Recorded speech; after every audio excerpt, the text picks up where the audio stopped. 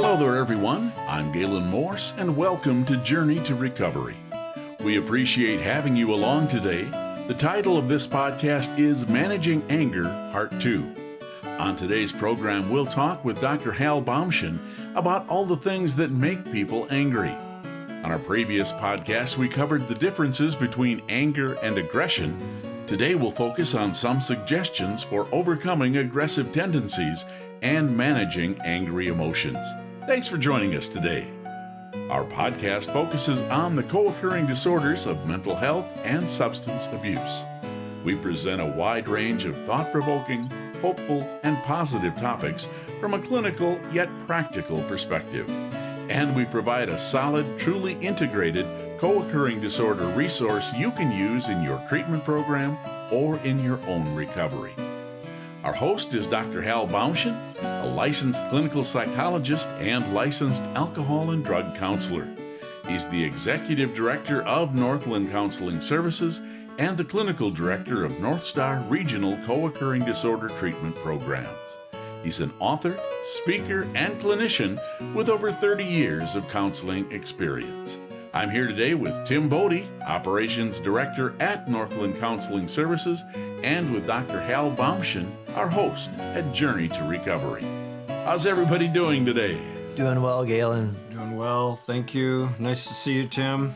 Nice to see you too. Always nice to work together. We've found some projects to do over the years. One of the projects that I wanted to call our listeners' attention to is a new book that we have called Destinations. I think we've talked about it a little bit. I just wanted to bring it up again. And I wanted to thank Tim for his hard work on that. He works as editor and graphic layout and designer for us in some of the projects. So thank you, Tim, for that. The Destinations book, proud of it. It helps people with co-occurring disorders, can be used in a treatment setting, parents and family members, and somebody with a substance abuse disorder. Everybody could get something out of that. It's very practical. We try to take some of that material that we talk about on the podcast, and it's actually in the book as well. I've spent over 30 years in this field, and so some of this is accumulated wisdom that we put together on paper, so it's nice to finally see that project coming out. We have a workbook, a companion workbook that goes along with the Destinations manual, so both of those are available now. Right, and you can get those on the website at journeytorecovery.com. You could order them for yourself for the treatment center, so let us know if you want lots of copies of it. We can make that available to the treatment centers. Right. Today we're talking about angry, or getting angry and being angry.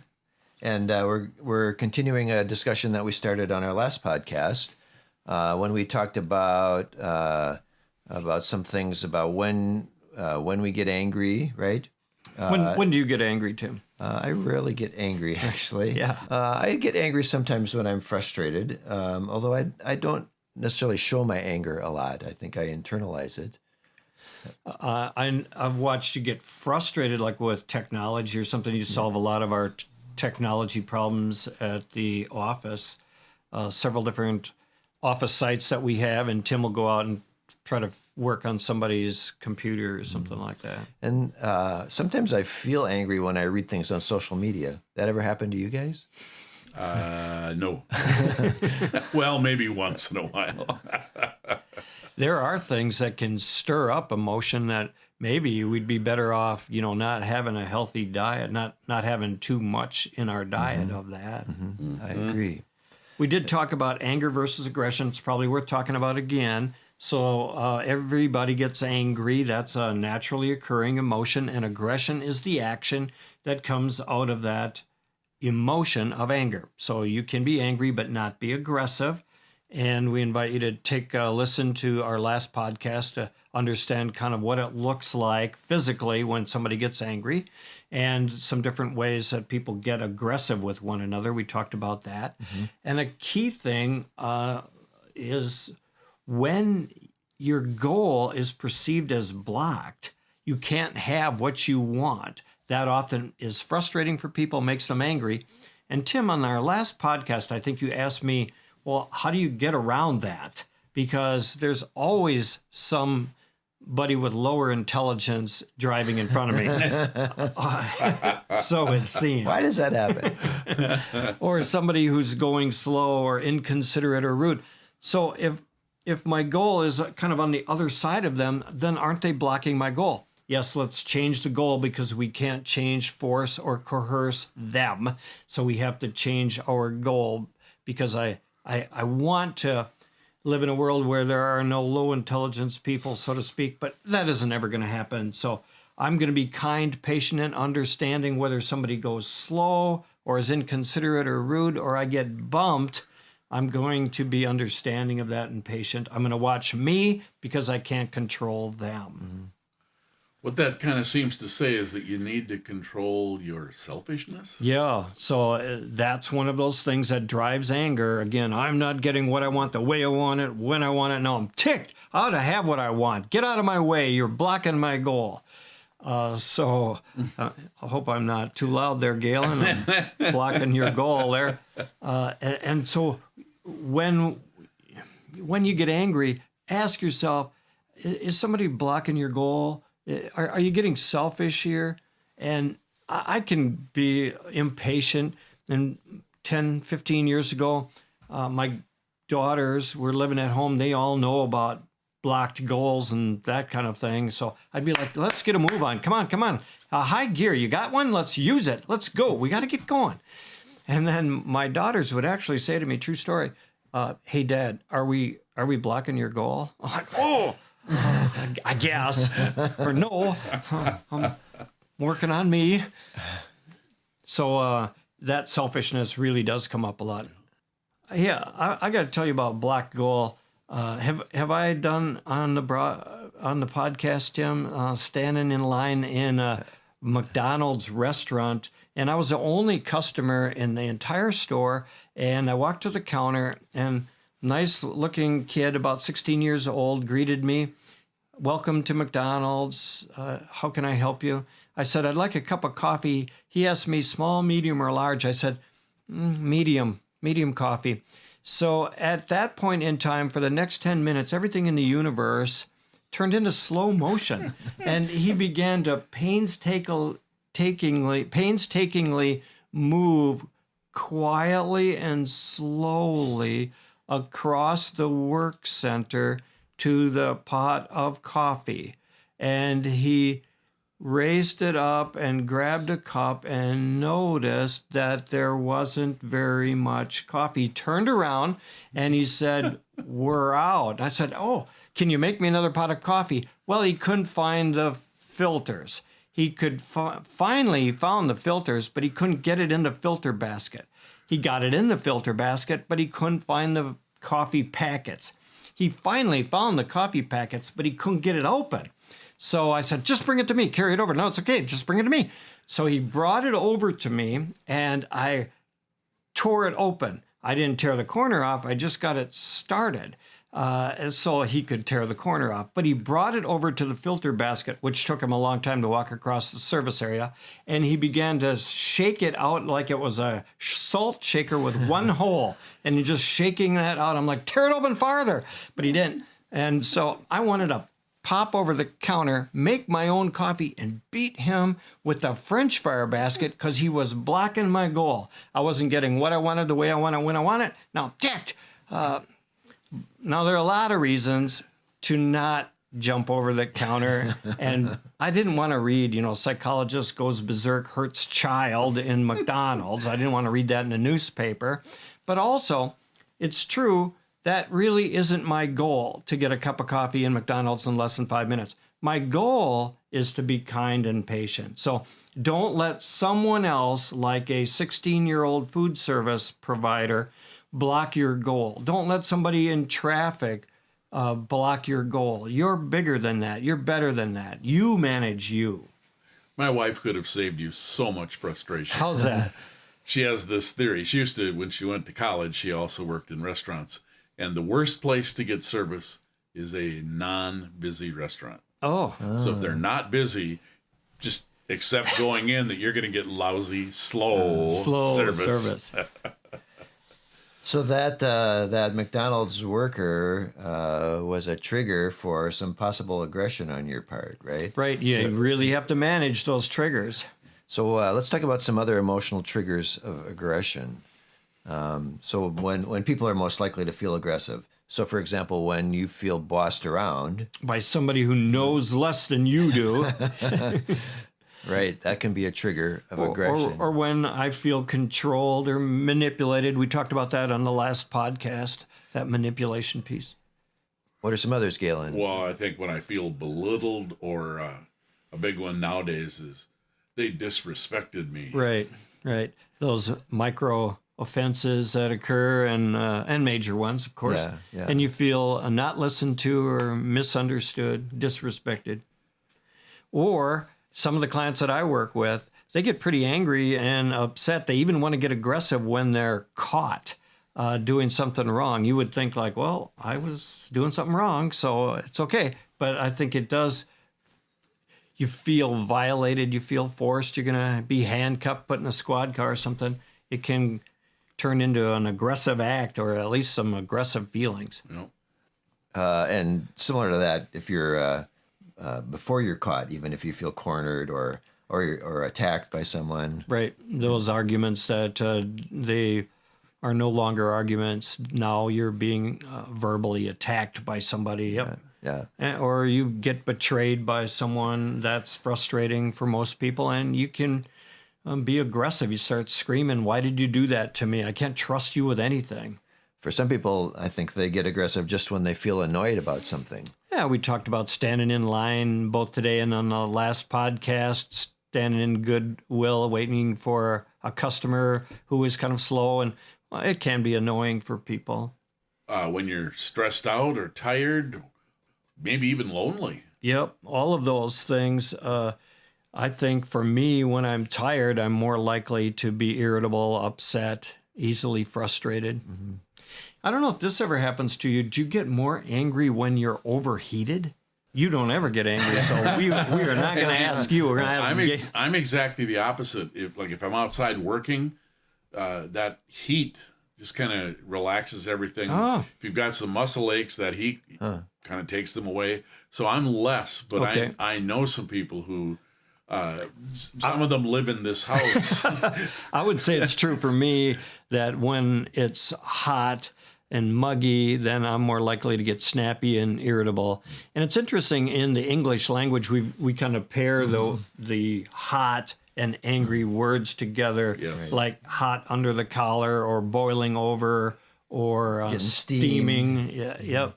And then the opposite, you need to chill out or chillax or cool down or cool off or something like that. Chillax. Yeah. Yeah. Well, Don't ask about he that. hangs out with too many teenagers. So maybe I don't feel more likely to get angry when I'm overheated, but when I'm overwhelmed, possibly. All of that work. We talked about being stressed out or burned out, and you can get more irritable and grumpy when you feel just, I can't get it all done.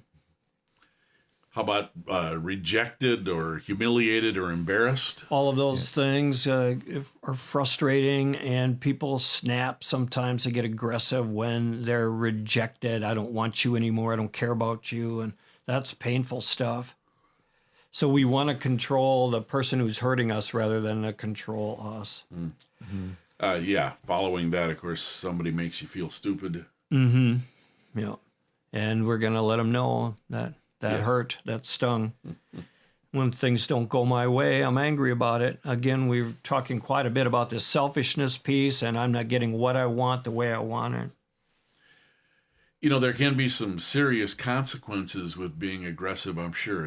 It isn't always just somebody gets a little mad at you. There are some other consequences. Yeah, when they get mad at me or I get angry and I start getting aggressive, what happens in terms of consequences when you lose control? So we're going to talk through a little bit of that. Tim, can you get us started here? Yeah, so I think one of the most obvious ones, perhaps, is damaged relationships with those people who you know and work with, live with. Well, I just blow up and then I'm over it.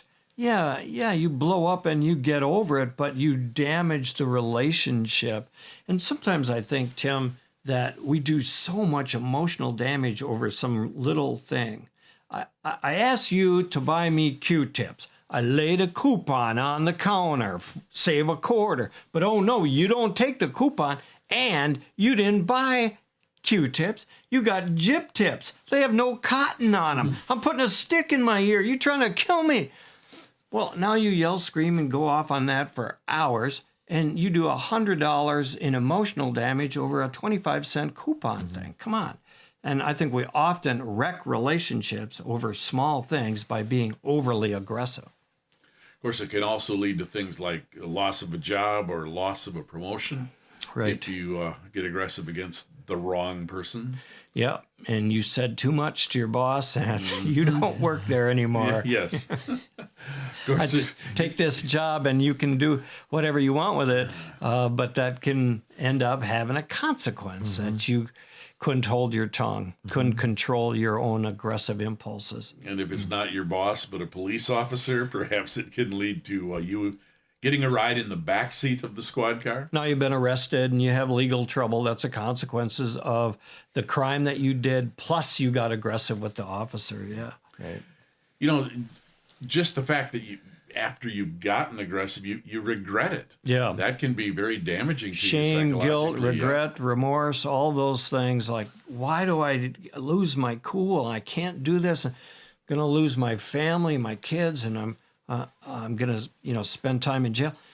I got to learn to control my temper. I think that's what we're talking about here. How can you manage those aggressive impulses? How can you be angry and not get aggressive? Mm-hmm. And if you're being aggressive with someone who also isn't in control, you can wind up in a big fight. Yeah, and they're going to retaliate, and they're going to hit you back, or revenge is an ugly thing here with anger. So you hurt me, I'm going to hurt you. Don't you think I won't, fool? And that's going to get everybody in a lot of trouble. Mm-hmm. And then you damage those relationships, push people away, and then you're feeling rejected and lonely. People don't trust you anymore. Right, right. And trust, we've talked about it before on the podcast. It's easy to damage trust and then hard to rebuild it. Yes. So you can do, like with that yelling at somebody over a quarter coupon for Q-tips, you can do a lot of damage. Takes a long time to restore that, or maybe it's a deal breaker. Like, I'm not going to have you treat the kids like that anymore. I'm done. These things can have serious long-term consequences. Of course. Go ahead. Damage to your children, right? Not only a spouse or others in that kind of relationship, but your children if you have children. Right. Kids are resilient, but when you get aggressive, mean-spirited, angry all the time, it really starts taking a toll. And one of the things that I think is worth talking about in our list here is the increased drug and alcohol use, because somebody who doesn't like their own level of anger, they don't like being aggressive, they want to calm down, they don't like being upset, and so they start using alcohol in order to relax, chill out, calm down. But that alcohol, of course, has some tolerance, so now you need more alcohol, and pretty soon you're addicted.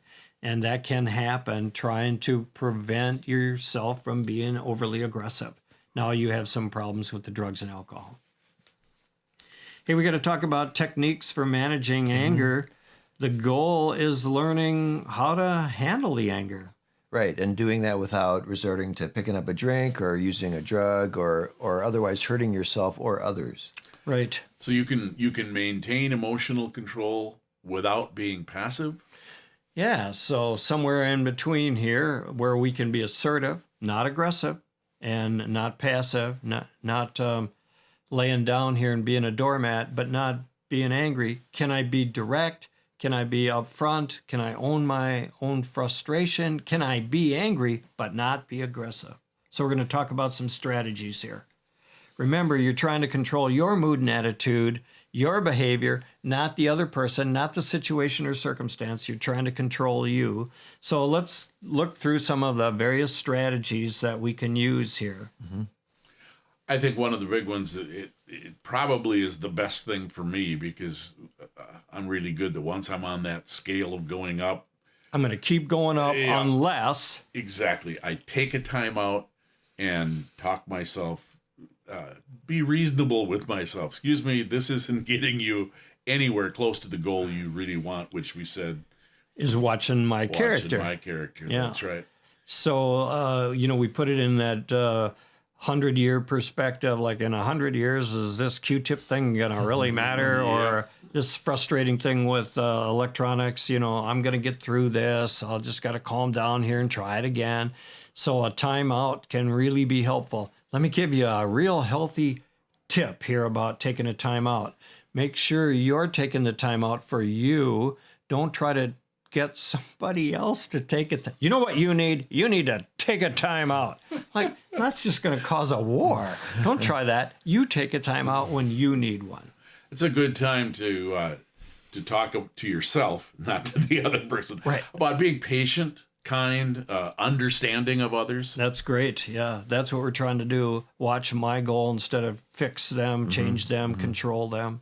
And try and see the situation from a different perspective. Yeah.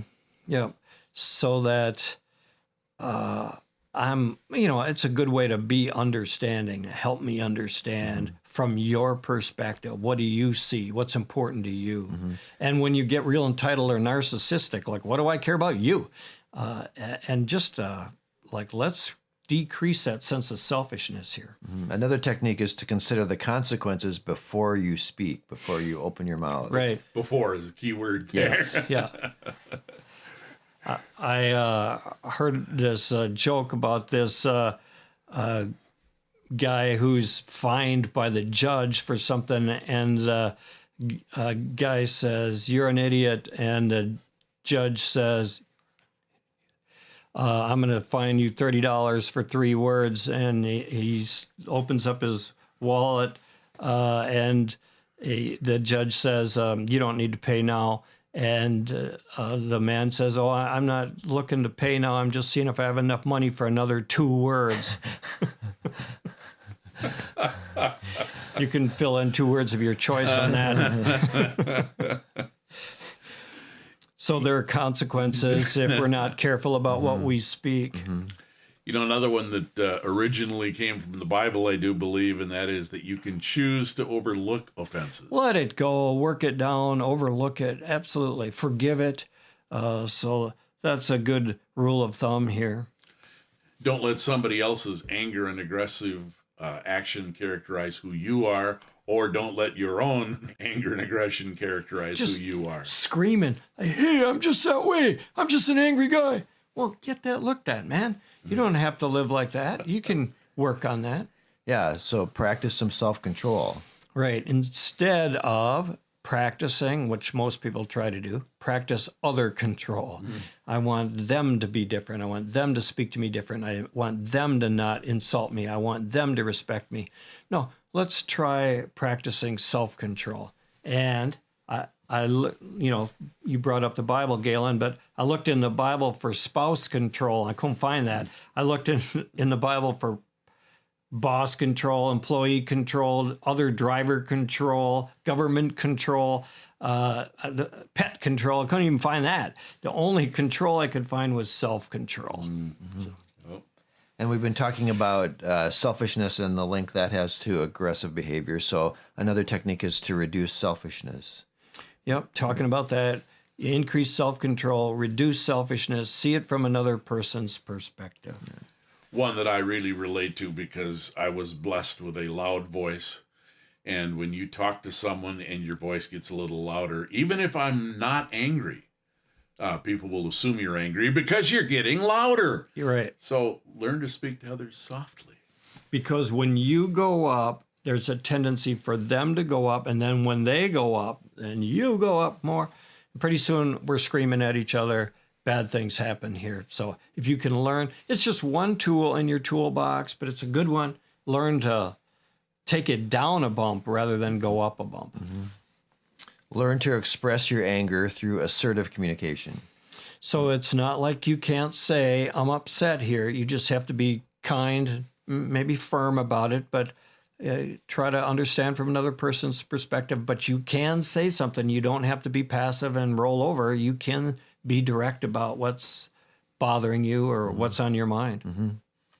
and examine your own motives. So ask yourself, why am I getting upset? Right. I'm not getting my way. I'm not getting what I want the way I want it when I want it. Now I'm ticked. That's very helpful for me. And I'll even say it to myself when I'm in traffic, like somebody blocking you, go, oh, hell, you're not getting what you want, are you? It's actually helpful. I'm examining my motives.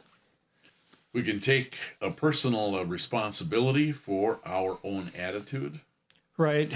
The only reason I'm angry is because you're stupid. Now, that's not taking responsibility for your own anger. Right. You talked about letting it go, so be quick to forgive.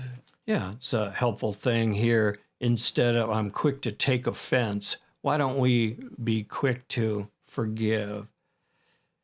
Take a moment to pray for your relationship. It's funny how changing the communication from here to here can really change the situation. Right. Right. For those of you who listening to this and not watching us, Gaylen. I was very demonstrative there. Gaylen is pointing skyward, my relationship with God. But when I say, pray for your relationships, I think it's my way, Gaylen, of saying, think the best for somebody, pull for them, rather than looking for ways to hurt them. I'm looking for ways to kind of restore things with them. I think another good technique is to use a physical outlet for your anger. Go for a run, ride a bike, get on the treadmill. Provided that physical outlet is not beating a pillow or that kind of theory that we used to have 30 years ago, that didn't work. That doesn't work. That actually stirs people up. I think karate and kung fu and taekwondo, and those are all good, but not necessarily to reduce your aggression.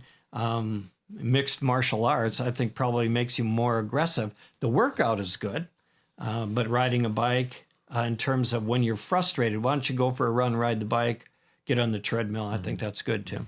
I heard someone say once that, back to what you were talking about, get it out, whatever you got to do to get it out. He said, no, don't let it in. Yeah, that's great. Yeah.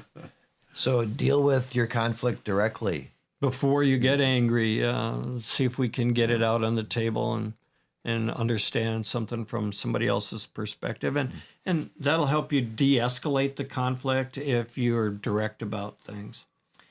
So we want to talk about anger in recovery because, again, this podcast focuses on co-occurring disorders of substance use and mental health problems. You may be experiencing many new and intense emotions while you are using the substances. And while alcohol abuse can lead to kind of a numbing effect, it can also kind of cause you to have poor judgment and end up stirring up anger, conflict in the family, all kinds of things. So we want to unhook the anger from the substance abuse. Those buried emotions of you being frustrated, which you kind of squelch with the alcohol, they might rise to the surface. Even when you're in treatment, this can happen. And it's important to begin experiencing those without being overly aggressive. How can you deal with your anger, frustration, and irritability in a healthy manner? Mm-hmm. Dealing directly and honestly with intense emotions like anger, depression, anxiety will help make your recovery possible and sustainable. How does treatment help? I think treatment has to address a substance abuse disorder, and it has to help you with material that we've been talking about, where you can take responsibility for your anger, you can learn how to be less selfish, you can learn how to set your goals differently. Treatment needs to address those situations. So how do we handle anger and prevent aggression? We've been looking at some of those ways here. We're just going to mention just a couple of them. To let the offenses go and accept the way it is. Just work it down, let it go, overlook it, and maybe not react to every little thing that comes your way. So as you like to say, Hal, those are examples of changing your thinking. So in order to change your behavior, right, you have to change the way you think. Right. And I wrote down here the Serenity Prayer, if you want to read that for us, Tim. I think many people are familiar with that. It's very well known. So the Serenity Prayer says, God grant me the serenity to accept the things I cannot change, the courage to change the things I can, and the wisdom to know the difference. So that simple prayer gets to the heart of the matter. Anger arises out of frustration of trying to control what I can't. And we learn to accept things as they come, and we can learn to respond with understanding and consideration for other people. And as we do, those irritations, they fade, they become much less, and our life of recovery becomes characterized by joy and peace. Well, thank you everyone for listening to today's podcast. This podcast was our second in a two-part series on managing anger and aggression. We certainly hope it helps you on your journey.